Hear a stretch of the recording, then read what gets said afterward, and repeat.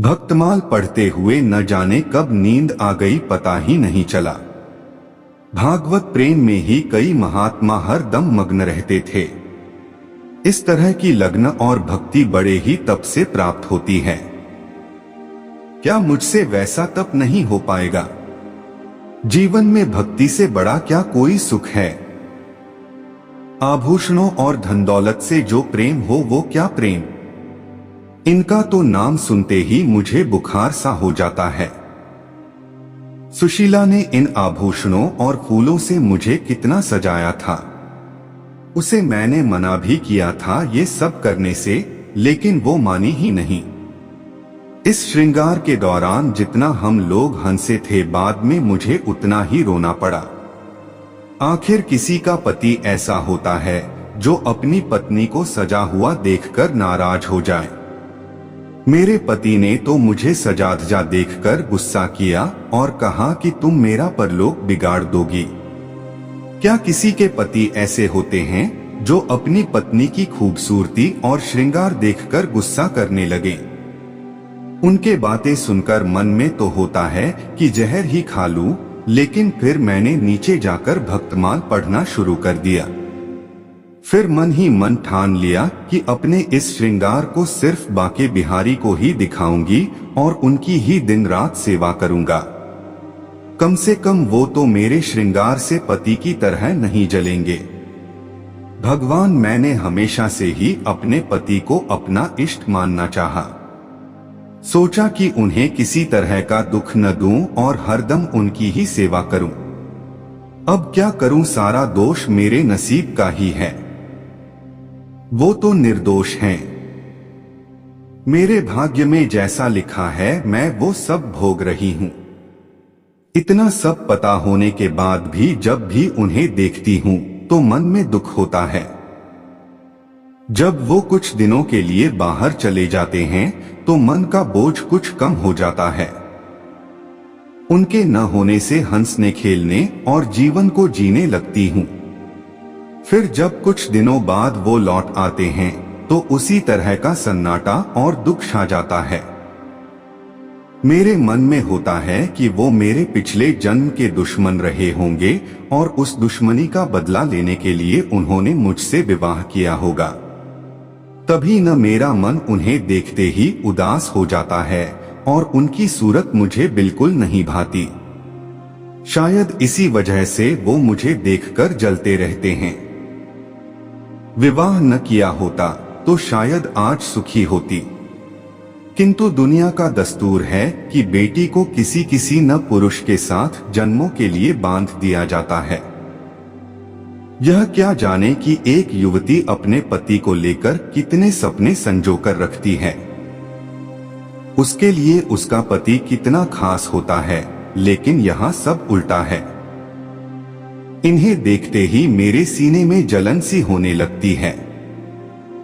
कभी इन्हें देखकर आंखों को वो शीतलता नहीं मिली जो पति को देखकर एक युवती को मिलनी चाहिए।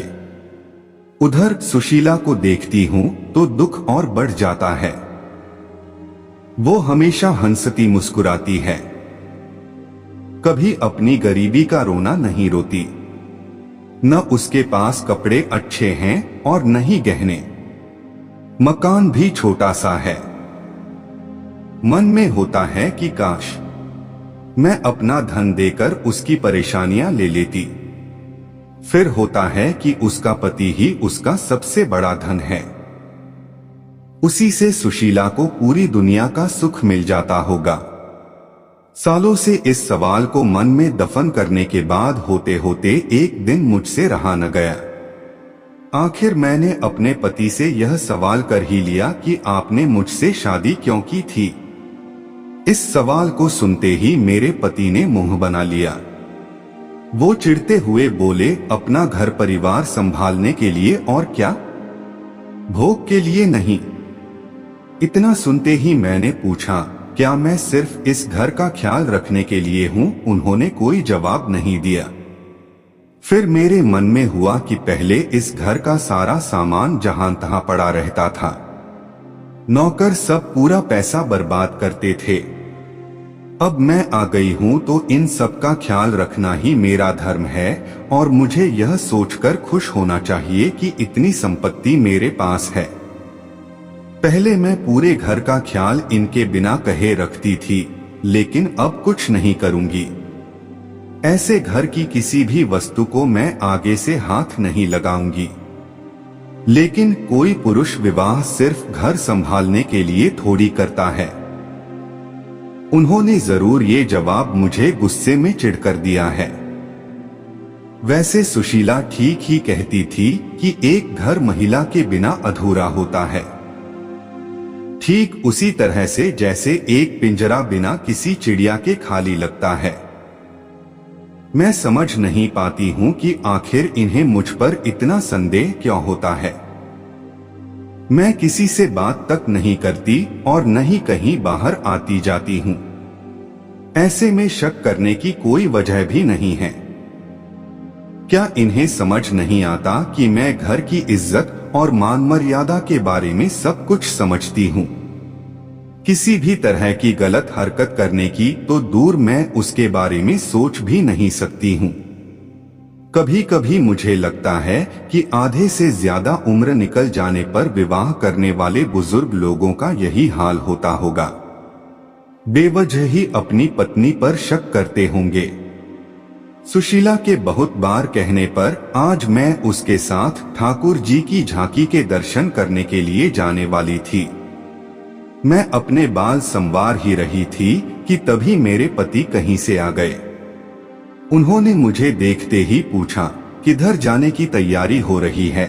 मैंने जवाब में कहा कि ठाकुर जी की झांकी आज निकल रही है, उसी को देखने के लिए सुशीला के साथ जाना है।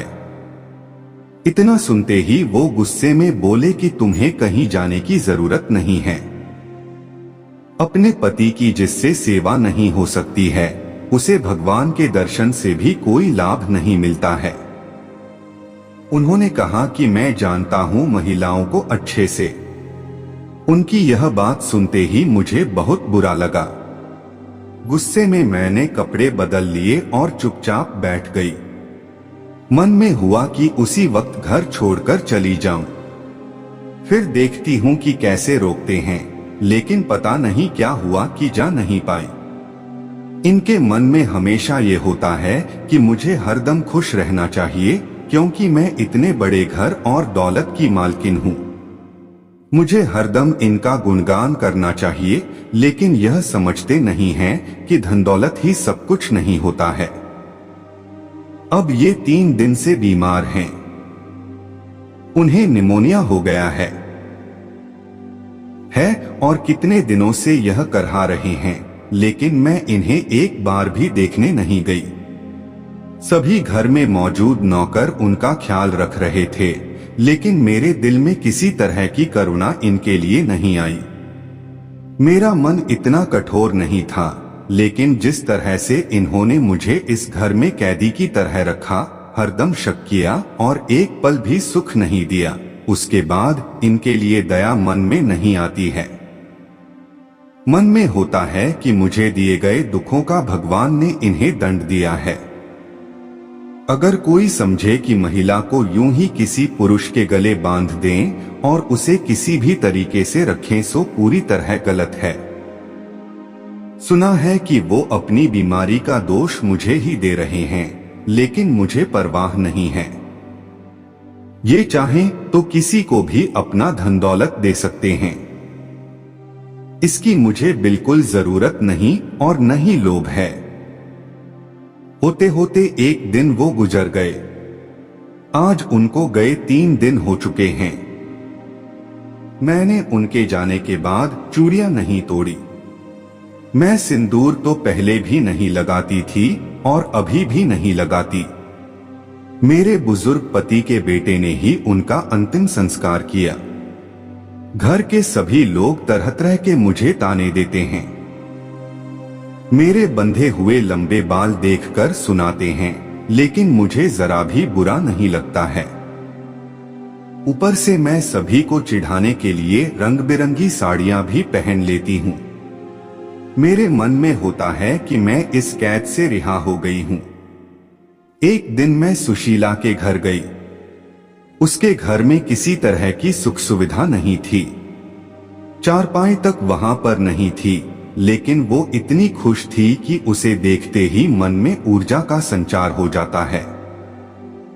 इन लोगों को गरीब और नीच कैसे समझें, जो हर दम मुस्कुराते रहते हैं और प्रेम भरी बातें करते हैं। भले ही यह आनंद पल भर का था, लेकिन इससे जीवन सफल सा लगता है। फिर एक दिन मैंने सुशीला से पूछा कि अगर तुम्हारे पति किसी दिन परदेश नौकरी के लिए चले गए तो क्या तुम उनकी याद में रो रो कर अपनी जान दे दोगी? सुशीला जवाब में बोली, नहीं, जान तो नहीं दूंगी, लेकिन उनकी याद से हरदम मन आनंदित होता रहेगा। भले ही वो सालों परदेश में रह लें, लेकिन उनकी याद हमेशा ही मुझे खुशी देती रहेगी। मैंने भी कहा कि सुशीला, मुझे भी ऐसी ही खुशी चाहिए जिसके आनंद में हमेशा मैं झूमती और गाती रहूं। ऐसा आनंद जो कभी कम ही न हो। मन आजकल काफी परेशान और चंचल था। होता था कि कहीं एकदम उड़ जाऊं। भक्ति के ग्रंथों को पढ़ने का भी मन न था और न ही बाहर कहीं सैर करने का। ऐसा लगता था कि मन को पता ही नहीं उसे क्या चाहिए, लेकिन मेरे दिल में अपने पुराने दुख ही चल रहे थे। अब मुझे किसी की भी निंदा से फर्क नहीं पड़ता था। दिमाग में यह बात भी उठ रही थी कि मेरे माता पिता ने पैसों के लोभ में बूढ़े से विवाह करवा दिया और उसने भी सिर्फ अपनी जिद पूरी करने के लिए मेरी मांग में सिंदूर डाला, लेकिन जिंदगी भर शक ही करता रहा। एक दिन घर के सभी लोग सो रहे थे। कमरे में मेरा दम घुट रहा था, इसलिए मैं दौड़कर उस घर से बाहर की ओर भाग गई। तभी मुझे एक बुढ़िया दिखी। मेरे मन में हुआ कि कहीं वो कोई चुड़ैल न हो।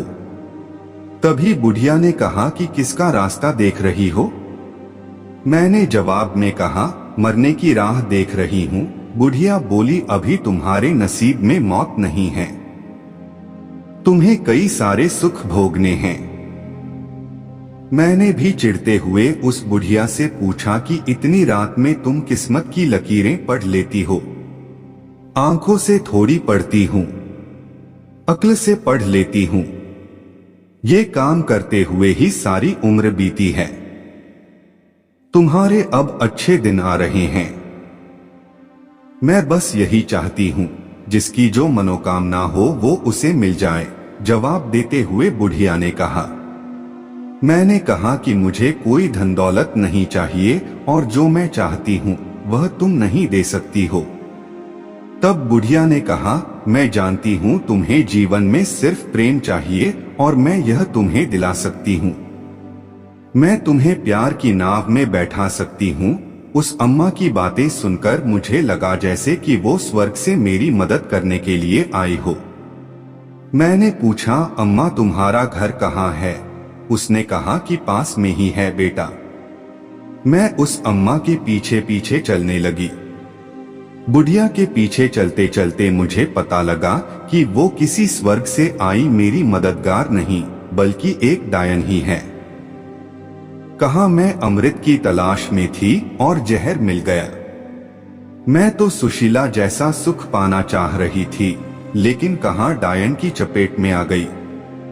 मेरी इस हालत के जिम्मेदार लोभी माता पिता और मुझे अपनी पत्नी बनाने के ख्वाब देख रहा वो वृद्ध है जिसने मुझे अपनी जिद के लिए पत्नी बनाया। मैं अपनी ये आत्मकथा कभी न लिखती, लेकिन मैं चाहती हूँ कि सभी माता पिता ये समझ लें कि पैसा जीवन में सबसे बड़ा नहीं होता है।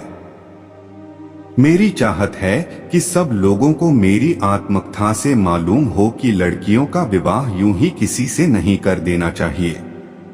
किसी भी लड़की का गला इस तरह से वृद्ध से विवाह करके न घोंट दो। अब मेरे जीवन में कुछ भी नहीं बचा। सब कुछ सिर्फ माँ बाप के एक फैसले से खत्म हो गया।